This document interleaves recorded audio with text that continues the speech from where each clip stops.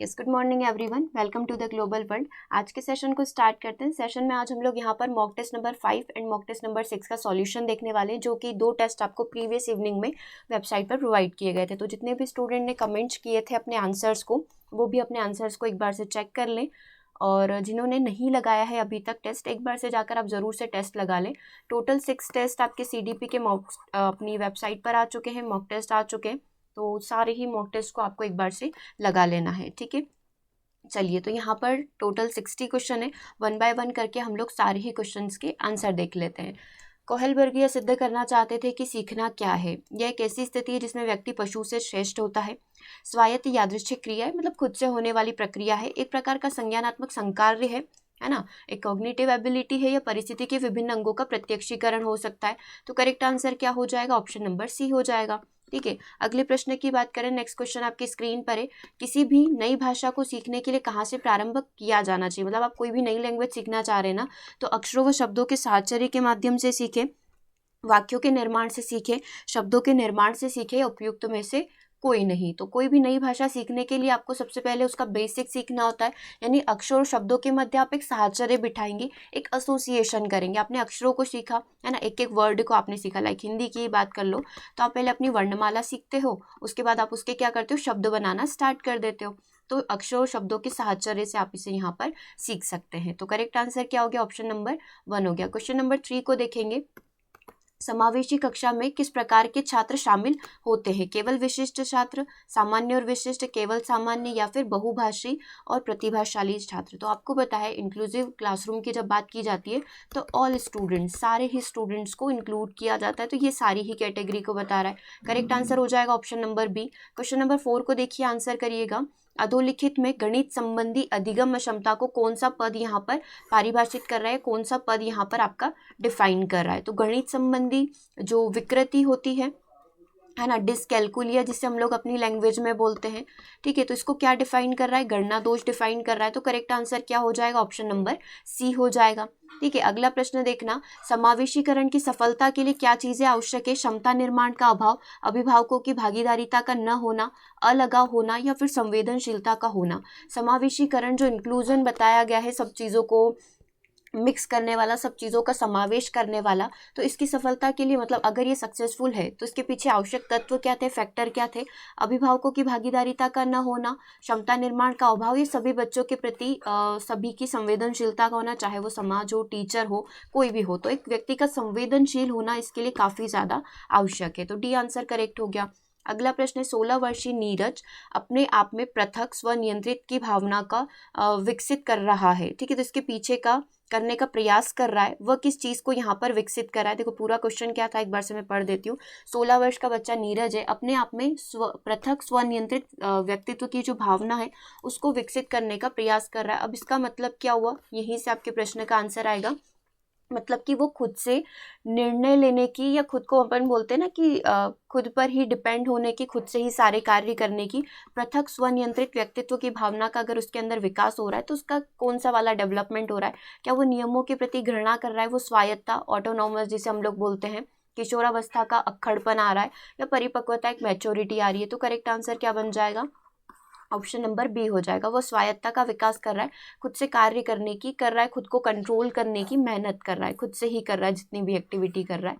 तो correct answer हो जाएगा आपका ऑप्शन नंबर बी। संज्ञानात्मक क्षेत्र का सही क्रम क्या होता है? आप चाहे तो ब्लूम का एक डोमेन यहाँ पर लगा लें, है ना। ब्लूम का डोमेन आप यहाँ पर लगा सकते हैं, ब्लूम की टेक्सानोमी को आप यहाँ पर लगा सकते हैं। तो सबसे पहले शुरुआत ज्ञान से होती है, मूल्यांकन से होती है, मूल्यांकन से होती है, ज्ञान से होती है।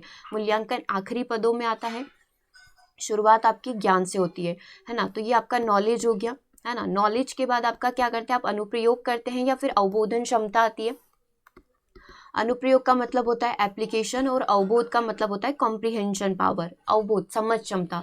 तो जब आपके पास नॉलेज होता है तो हमारी समझ क्षमता का विकास होता है। तो करेक्ट आंसर क्या हो जाएगा? ऑप्शन नंबर डी हो जाएगा। फिर भी आप देख लें, ज्ञान, अवबोध, अनुप्रयोग, एप्लीकेशन, फिर विश्लेषण, एनालिसिस, फिर सिंथेसिस, और फिर फाइनली इवेल्युएशन। और नए वाले की बात करेंगे तो उसमें जो है एक क्रिएट, कोर, ऐड किया गया है लास्ट में, है ना, इवैल्यूएशन के बाद। तो करेक्ट आंसर क्या बन जाएगा, ऑप्शन नंबर डी हो जाएगा। निम्नलिखित में से कौन सा अच्छे शिक्षक की विशेषता नहीं है, उसका स्वेच्छाचारी होना, उसका जनतांत्रिक होना, उसका सहानुभूतिपूर्ण होना, या वांछनीय सूचनाएं देने वाला होना। करेक्ट आंसर क्या बन जाएगा, ऑप्शन नंबर 1 हो जाएगा। नेक्स्ट क्वेश्चन देखेंगे, क्वेश्चन नंबर 9, 10 एंड 11 तीनों को देखिए। क्वेश्चन नंबर 9 बोल रहा है अभिप्रेरणा का प्रत्याशा सिद्धांत जो है किसके द्वारा दिया गया है। तो अभिप्रेरणा का जो प्रत्याशा सिद्धांत है विक्टर ब्रूम के द्वारा दिया गया है। जो प्रत्याशा थ्योरी है वो विक्टर ब्रूम के द्वारा प्रस्तावित है। अग्रिम व्यवस्थापक प्रतिमान किस परिवार से संबंधित है, व्यक्तित्व से, सामाजिक अंतःक्रिया से, सूचना प्रक्रियाकरण से, या फिर व्यवहार परिमार्जन से। तो क्या आंसर यहाँ पर करेक्ट होगा, ये सूचना प्रक्रियाकरण से संबंधित है। हमने एक बार मॉडल पढ़े थे, टीचिंग मॉडल, तो उसमें सारे ही प्रतिमान हम लोगों ने देख लिए थे, तो उसी का एक क्वेश्चन यहाँ पर पूछा गया। तो ये सूचना प्रक्रियाकरण से हमारा संबंधित होगा। कौशल के स्थानांतरण के लिए कौन सा तत्व यहाँ पर उपयोगी होता है। कौशल अंतरण एक गति है, न कि उद्देश्य है।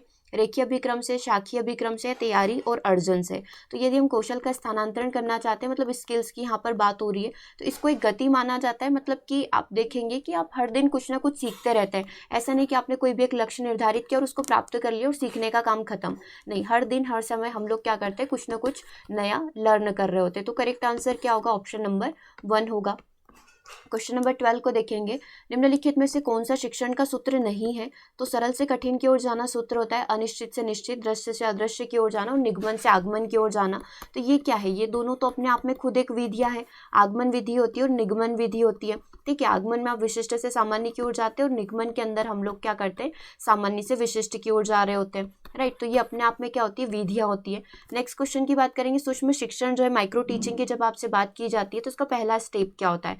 पहले ही फीडबैक मिल जाता है, पहले शिक्षण होता है, पहले योजना बनाते हैं, या पहले प्रस्तावना की बात की जाती है। तो सबसे पहले आप लोगों को क्या करना होता है, अपनी खुद की प्लानिंग करनी होती है, अपनी खुद की एक योजना बनानी होती है। ठीक है, आप पहले बनाएंगे, उसके बाद आप प्रस्तावना, उसके बाद आप इंट्रोडक्शन देते हैं। ठीक है, जो अपना एक टीम वगैरह बनाई गई है उसके अंदर।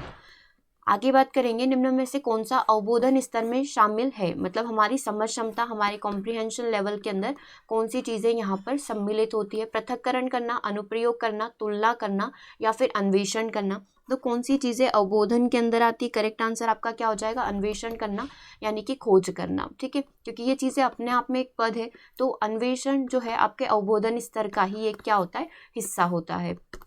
नेक्स्ट प्रश्न देखिए, इसमें पूछा गया है शैक्षिक सुधारों में प्रभावी विकेंद्रीकरण तभी संभव होता है जब खंड व संकुल संदर्भ केंद्रों की भागीदारिता बढ़े, स्थानीय संदर्भ व्यक्ति उपलब्ध हो, या अध्यापकों के पास संसाधन और प्रासंगिक सामग्री भी मौजूद हो। और आपको क्या बताना है, आपको यहाँ पर सही वाला आंसर सिलेक्ट करना है। प्रभावी विकेंद्रीकरण, विकेंद्रीकरण का मतलब क्या होता है, शैक्षणिक सुधारों में अगर हम लोग चाहेंगे कि विकेंद्रीकरण हो जाए, सभी चीज़ें बहुत अच्छे से यहाँ पर संपन्न हो जाए। ठीक है, तो खंड व संकुल संदर्भ केंद्रों की भागीदारिता बढ़े, मतलब ये चीज़ें भी क्या करें, बच्चों के करिकुलम डिजाइन में या बच्चों का जो डेवलपमेंट होता है उसमें अपना योगदान दें। खंड व संकुल भी, स्थानीय संदर्भ व्यक्तित्व वहाँ पर उपलब्ध हो, और अध्यापकों के पास संसाधन और प्रासंगिक सामग्री उपलब्ध हो। मतलब तीनों ही चीज़ें करेक्ट है, तो करेक्ट आंसर बन जाएगा आपका ऑप्शन नंबर डी। नेक्स्ट प्रश्न पर चलते हैं, बच्चों की झूठ बोलने की आदत को आप कैसे सुधार सकते हैं। दंड देकर, झूठ के कुप्रभावों पर भाषण देकर, सच बोलने वाले बच्चों के उदाहरण देकर, या सच बोलने वाले बच्चों को क्या कर सकते हैं, पारितोषिक देकर, उनको रिवॉर्ड देकर हम लोग ये काम यहाँ पर संपन्न कर सकते हैं। क्वेश्चन नंबर 17 को देखेंगे, पियाजे के सिद्धांत के अनुसार प्राक संक्रियात्मक क्रिया यानी कि प्री ऑपरेशनल स्टेज जो होती है उसकी अवधि क्या होती है। 4 से 8 साल होती है, 0 से 2 साल होती है, 2 से 7 होती है, या 5 से 8 साल होती है। करेक्ट आंसर क्या हो जाएगा, ऑप्शन नंबर सी, 2 से 7 साल आपकी प्री ऑपरेशनल स्टेज होती है। ठीक है, ये हमारी स्टेज है। निम्नलिखित में से कौन सी बाद की बाल्यावस्था की बौद्धिक की विशेषताएं नहीं है।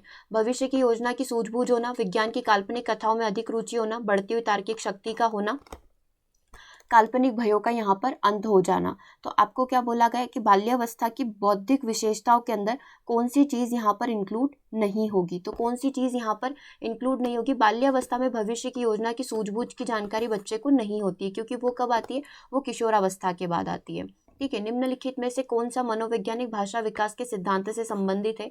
भाषा विकास से पावला हो सकते हैं, बीने, चॉम्स्की, या फिर मास्लो हो सकते हैं। तो करेक्ट आंसर क्या हो जाएगा, ऑप्शन नंबर सी हो जाएगा।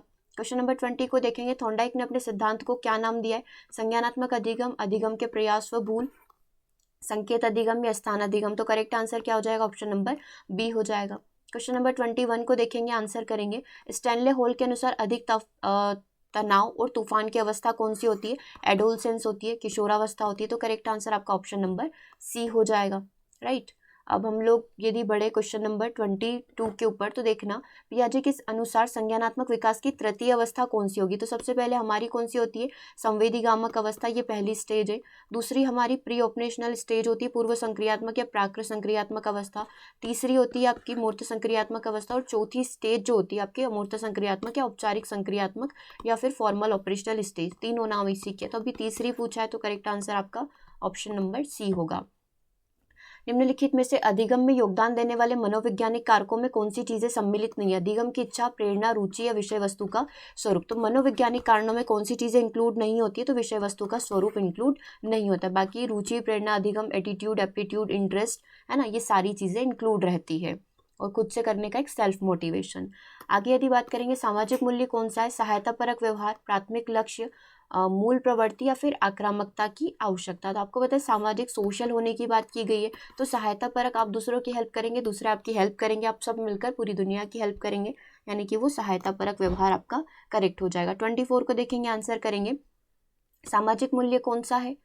ठीक है, ये वाला हम लोग कंप्लीट कर चुके। 25 को देखिए, पश्च अन्वेषण तथा साधन साध्य लक्षण निम्नलिखित में से किसके उदाहरण यहाँ पर हो सकते हैं? संवत शोध के, एल्गोरिदम के, मानसिक प्रवृत्ति के या प्रक्रियात्मक स्थिरता के। तो क्या आंसर यहाँ पर करेक्ट होगा? ये किसके भाग है, मतलब कौन सी विधि के अंदर इन शब्दों का प्रयोग किया जाता है? तो संवत शोध, खुद से जब आप शोध कर रहे होते हो, रिसर्च जब आप कर रहे होते हो ना, तो उसमें पश्च अन्वेषण भी लगता है, और साधन साध्य का आप विश्लेषण कर रहे होते हो। जितनी भी चीज़ें आपने कंप्लीट करी है, जिस पर भी रिसर्च करा है ना, आप उसका फाइनली क्या करते हैं, एक बार से एनालिसिस करते हैं। ठीक है, तो ये सारी चीज़ें कहाँ पर इंक्लूड रहती है? हमारे संवत शोध के अंदर। आगे बढ़ेंगे, सीखने के वक्र जो है, अभ्यास द्वारा सीखने की मात्रा, सीखने की प्रगति और सीमा को ग्राफ के ऊपर किसने प्रदर्शित किया है? इस तरीके से, है ना। फिर हमारा एक बनता है जो एस आकार का बनता है, एक ड्रॉप कर जाता है ना। तो ये सारी की सारी चीज़ें सीखने के वक्र के ऊपर किसके द्वारा डाली गई है? एबिंगहास के द्वारा डाली गई, क्योंकि इन्होंने क्या करा है, in terms of memory, memory यानी कि स्मृति के टर्म्स में क्या करा हुआ है कि आप कितने समय में चीज़ों को यदि रिकॉल नहीं करेंगे, चीज़ों को यदि याद नहीं करेंगे, तो आप भूल जाएंगे। बाकी इनमें से किसी ने नहीं किया है, इन्हीं के द्वारा किया गया है। तो यदि इन टर्म्स ऑफ मेमोरी या स्मृति के टर्म्स में बात करें, तो एबिंगहास आपका करेक्ट आंसर हो जाएगा। इन्होंने ही नॉनसेंस सिलेबल या बकवास शब्दों के बारे में बात करी है। थॉर्नडाइक के अधिगम के प्राथमिक नियमों में क्या चीज़ें शामिल नहीं है? साहचर्यात्मक स्थानांतरण का नियम, अभ्यास का नियम, प्रभाव का नियम। तो ये मुख्य 3 नियमों के अंदर नहीं आता है। अनुकूलित अनुक्रिया सिद्धांत किसके अनुकूलन के ऊपर बल देती? तर्क, व्यवहार, चिंतन या अभिप्रेरणा। तो अनुकूलित अनुक्रिया सिद्धांत जो है किसके ऊपर बल देती है? क्या आंसर यहाँ पर आपका करेक्ट आया होगा?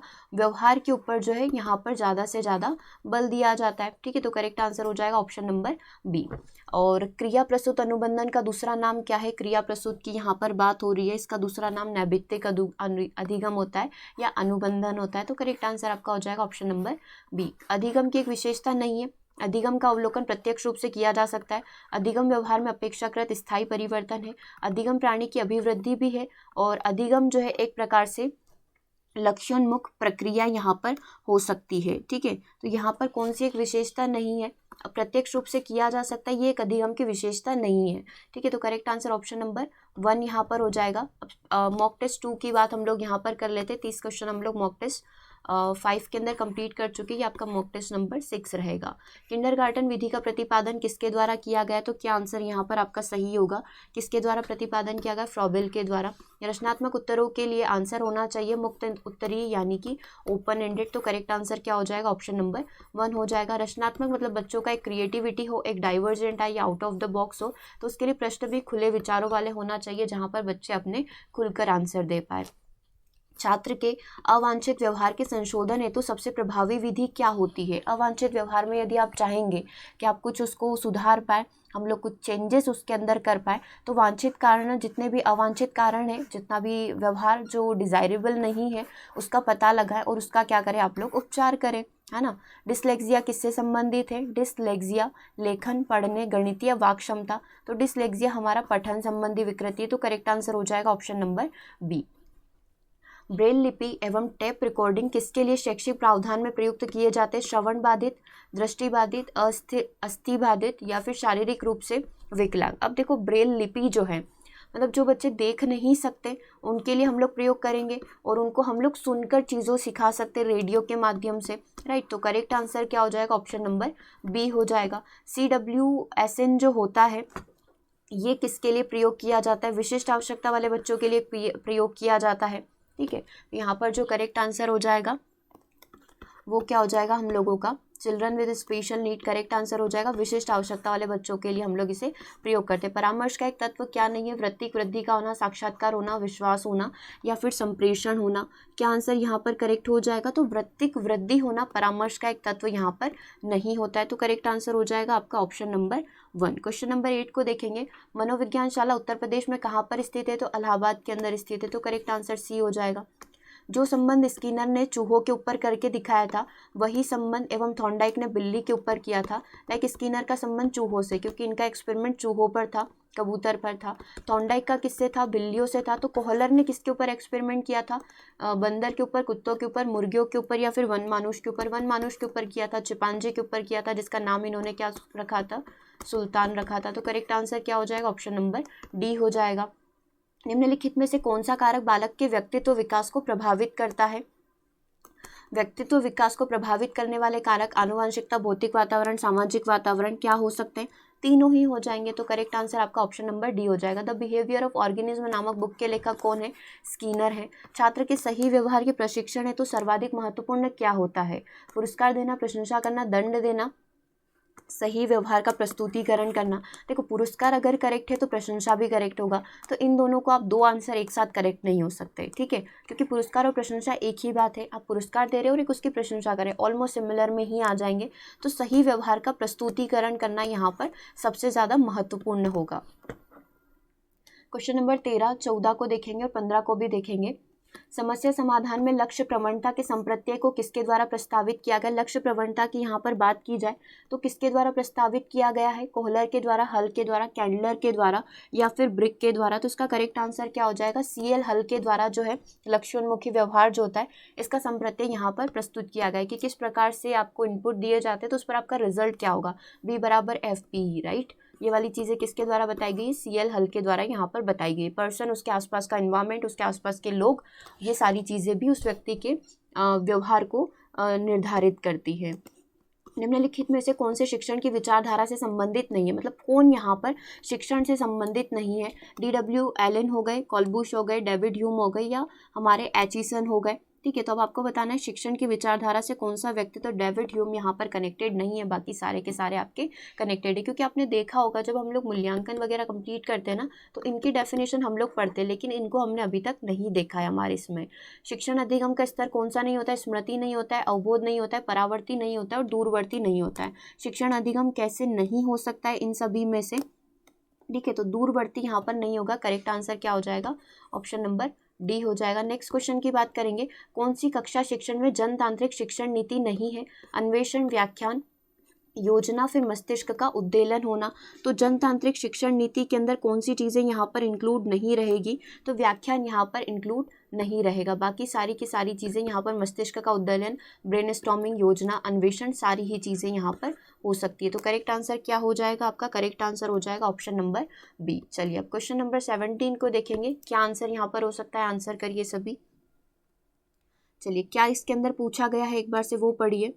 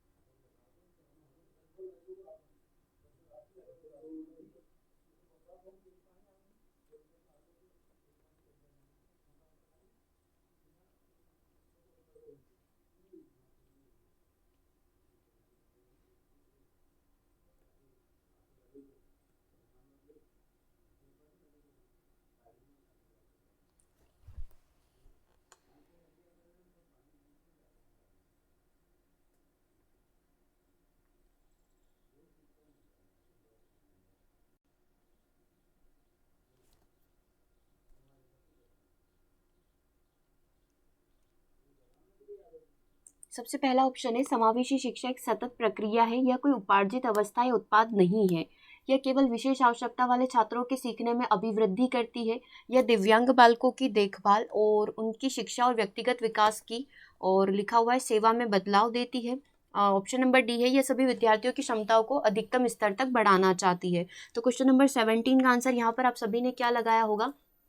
कौन सी समावेशी शिक्षा की विशेषता नहीं है? जैसे ही आपने ऑप्शन नंबर बी देखा होगा, इसमें बोला ये ओनली विशेष आवश्यकता वाले छात्रों को ही सीखने में अभिवृद्धि करती है, क्यों दूसरे बच्चों को नहीं मिलेगी? तो ये वाला ऑप्शन जो है समावेशी शिक्षा को लेकर करेक्ट नहीं है, बाकी सारी चीज़ें करेक्ट है, क्योंकि हर एक बच्चा जो है इसके अंदर इंक्लूजन रहता है, सभी बच्चों का क्या रहता है, समावेश रहता है। तो करेक्ट आंसर बी हो जाना चाहिए था। क्वेश्चन नंबर 18 को देखेंगे, कौन सा फ्लैंडर की अंतःक्रिया विश्लेषण से संबंधित नहीं है? इसमें शिक्षक का कथन होता है, छात्र का कथन होता है, बीच में साइलेंट रीडिंग होती है, मौन वाचन होता है, कक्षा में कुछ समय के लिए मौन भी हो जाता है, लेकिन इसमें पेरेंट्स का कोई रोल नहीं होता है, मतलब अभिभावक का कोई कथन, कोई स्टेटमेंट, कोई रोल नहीं रहेगा। करेक्ट आंसर सी हो जाएगा। संभाषण में अर्थ के अनुसार जो सबसे छोटी इकाई होती है वो क्या होती है? मॉर्फेम होती है। यहाँ पर लिखा गया है ध्वनिग्राम होना, है ना, फोनीम होना, ये रूपग्राम मतलब मॉर्फेम होना, ये पद होना या फिर ये शब्द होना। तो करेक्ट आंसर क्या बन जाएगा? ऑप्शन नंबर बी हो जाएगा। करेक्ट है। हम करके सीखते हैं या किसके द्वारा कहा गया है? डॉक्टर मेस के द्वारा, योकम के द्वारा, सिम्पसन के द्वारा या कॉलिंसनिक के द्वारा? तो करेक्ट आंसर क्या होगा? हम करके सीखते हैं। लर्निंग बाय डूइंग ये यहाँ पर डॉक्टर मैस के द्वारा प्रस्तावित है, तो करेक्ट आंसर ऑप्शन नंबर 1 होगा। कौन सा शिक्षण का स्तर यहाँ पर नहीं है? स्मृति, बोध, चिंतन या फिर वर्णन करना। तो शिक्षण के स्तर के अंदर कौन सी चीज़ें यहाँ पर इंक्लूड नहीं रहती है? तो ऑप्शन नंबर डी आपका करेक्ट होगा, वर्णन यहाँ पर इंक्लूड नहीं रहता है।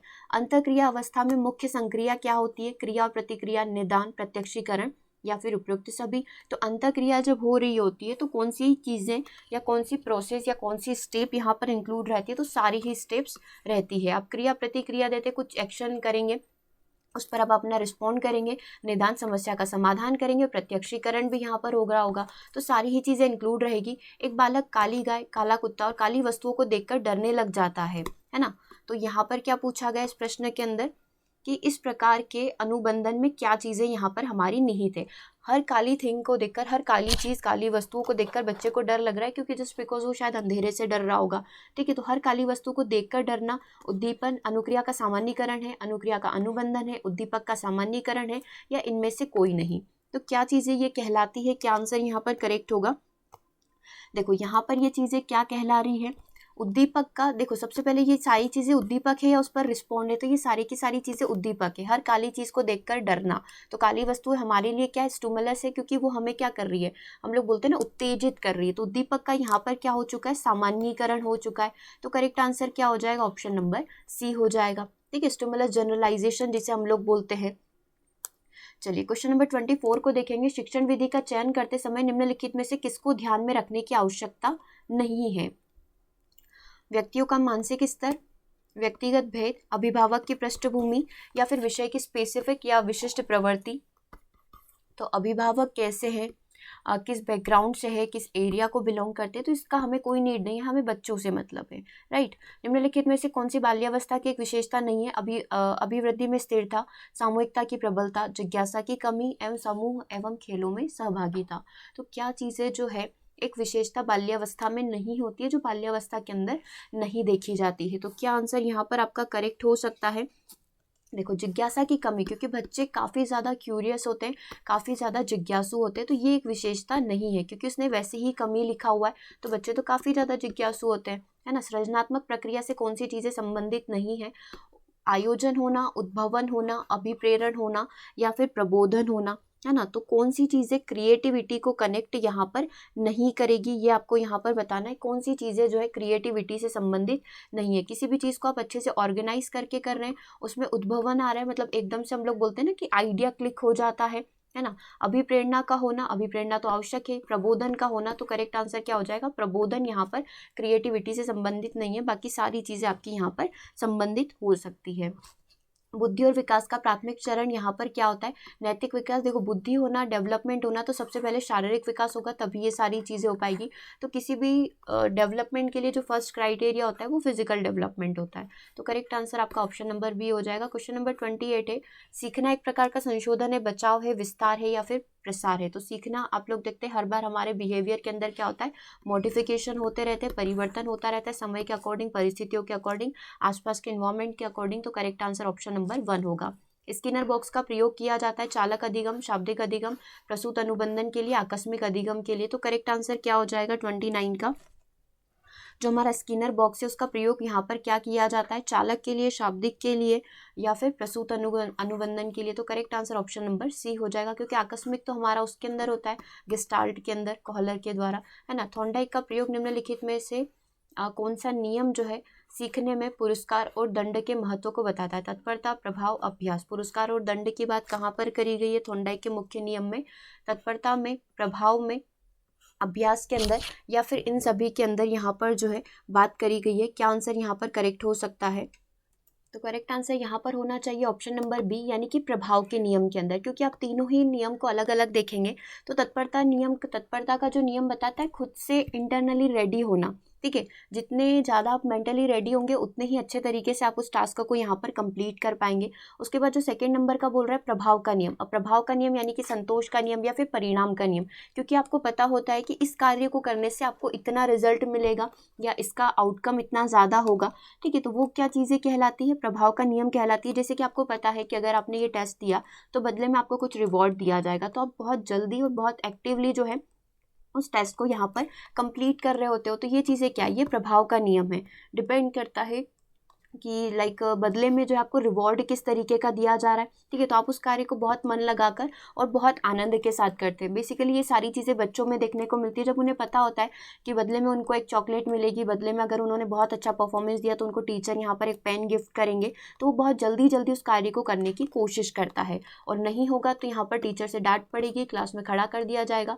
ये चीज़ें पारितोषिक को बताती है, पुरस्कार और दंड को बताती है। तो करेक्ट आंसर क्या हो जाएगा, ऑप्शन नंबर बी हो जाएगा। बाकी अभ्यास का नियम आपका प्रैक्टिस वाली चीज़ें होती है कि आप बार बार उस अभ्यास को करते ही रहें जब तक कि आप उसको पूरा अच्छे से नहीं कर लेते, है ना। तो ये क्या हो गया आपका अभ्यास का नियम। तो यहाँ पर जो करेक्ट आंसर है वो क्या हो सकता है आपका, ऑप्शन नंबर बी हो जाएगा, ठीक है। तो ये 60 क्वेश्चन हम लोगों ने यहाँ पर कंप्लीट कर लिए। किसी भी क्वेश्चन में कुछ ऐसा लग रहा है कि नहीं समझ में आया या उसका एक्सप्लेनेशन आपको और अच्छे से चाहिए, तो आप इसी वेबसाइट के बॉक्स के नीचे एक बार से कमेंट कर देंगे। इवनिंग में हम लोग CDP की ही क्लास कर रहे हैं 6 PM पर, तो हम लोग वहाँ पर आपके सारे कमेंट्स को ले लेंगे, ठीक है। जो भी क्वेश्चन में आपको समझ नहीं आ रहा है वो आप बता सकते हैं।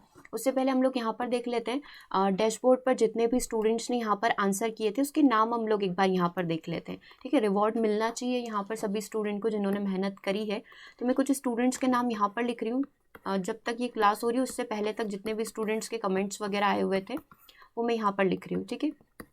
सबसे पहले टाइम के अकॉर्डिंग जिसने सबसे पहले आंसर किया था यहाँ पर, ठीक है, टाइम के अकॉर्डिंग मैंने सारे सेट यहाँ पर किए हुए हैं। सबसे पहले स्टूडेंट है साहित्य साहू, दूसरे यहाँ पर हैं रानी अहिरवार, इन्होंने भी दोनों ही टेस्ट के आंसर किए। सारे स्टूडेंट ने दोनों ही टेस्ट के यानी कि टोटल 60 क्वेश्चन के आंसर किए थे। तीसरे नंबर पर जो आंसर यहाँ पर किया था नीलू कुशवाहा ने, ठीक है। उसके बाद फोर्थ नंबर पर किया था, फोर्थ नंबर है इनका प्रज्ञा पाटीदार, ठीक है, अच्छे से ही लिखते हैं। टोटल 11 स्टूडेंट्स के आंसर मुझे यहाँ पर दिखे हैं, ठीक है। दूसरे हमारे रानी अहिरवार है। सभी स्टूडेंट्स अपने नेम का वेट कर रहे होंगे यहाँ पर, ठीक है। तीसरे नंबर पर है नीलू कुशवाहा, फोर्थ नंबर पर है यहाँ पर उत्तम सिंह, ठीक है। ये सब टाइम के अकॉर्डिंग सेट किए हुए हैं, जिन्होंने सबसे पहले आंसर किया था उसके हिसाब से उत्तम सिंह हो गए। फिफ्थ नंबर पर समता जी हैं। सिक्स्थ नंबर पर विनीता पटेल है। एक बार सर मैं व्हाट्सएप और सब जगह आपके सारे नेम मेंशन कर दूंगी, ठीक है। और 7th नंबर पर है रानी पटेल, 8th नंबर पर है शालू बोरसे और 9th नंबर पर है अनीता, राइट। ये 9 है। कुछ 1 से 2 कमेंट और हैं जो मिस हो गई हैं शायद, या फिर इनमें से ही किसी ने 1 से 2 बार कमेंट किया होगा, ठीक है। तो ये मेन जो 9 नेम थे जो डिस्प्ले हो रहे थे डैशबोर्ड पर, वो मैंने सारे यहाँ पर लिख दिए हैं, ठीक है। और भी स्टूडेंट्स आप कमेंट्स कर सकते हैं, उनके सारे ही स्टूडेंट के नाम मेंशन किए जाएंगे डैशबोर्ड पर और कमेंट बॉक्स में भी, ठीक है। तो जिन्होंने भी टेस्ट नहीं दिया था, अब अगर आप एक बार से वो टेस्ट देना चाहें तो ज़रूर से दे सकते हो, कमेंट बॉक्स में जाकर अपने आंसर्स लिख सकते हैं, ठीक है। तो सेशन कैसा लगा ज़रूर से कमेंट करके बताएं। अभी थोड़ी देर में यानी कि 6 PM पर हम लोग फिर से मिल रहे हैं CDP के सेशन में। एक यूनिक सेशन हम लोग करने वाले हैं, तो वो सेशन आप सभी ज़रूर से ज्वाइन करें, ठीक है। Thanks for watching.